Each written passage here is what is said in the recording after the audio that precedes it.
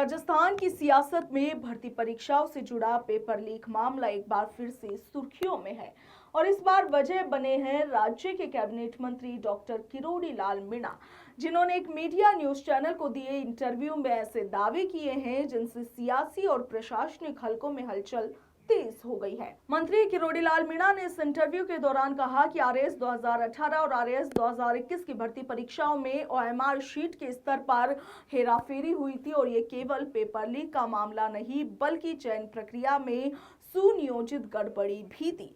उन्होंने दावा किया कि उन्होंने पहले भी इस पूरे मामले के पुख्ता सबूत एसओजी को सौंपे थे, जिसमें ओएमआर शीट की कॉपी और लिखित दस्तावेज भी शामिल थे।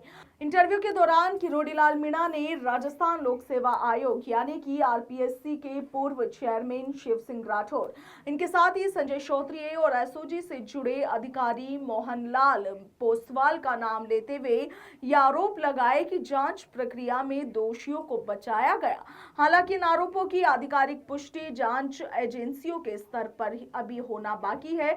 उधर आप देखिए कि किरोड़ी लाल मीणा ने इस दौरान ये भी कहा कि उन्होंने इस पूरे मामले की जानकारी मुख्यमंत्री भजनलाल शर्मा को एक पत्र लिख करके दी है और मांग की है कि आरएएस परीक्षा के प्रकरण को दोबारा खोला जाए और दोषियों पर सख्त कार्रवाई सुनिश्चित की जाए।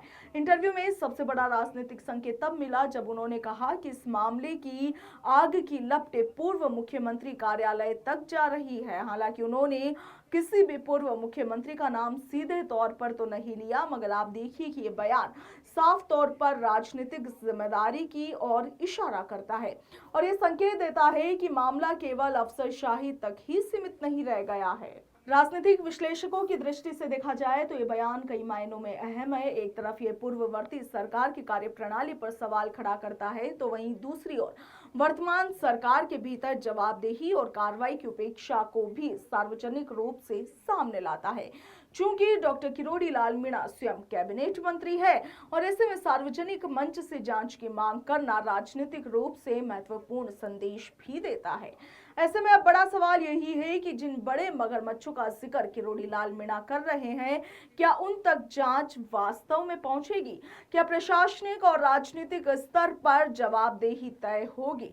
फिलहाल सभी की निगाहें सरकार और जांच एजेंसियों की अगली कार्रवाई पर टिकी हुई है। ऐसा इसलिए क्योंकि यह पूरा मामला केवल एक भर्ती परीक्षा का नहीं बल्कि लाखों युवाओं के भविष्य और व्यवस्था पर भरोसे का भी है।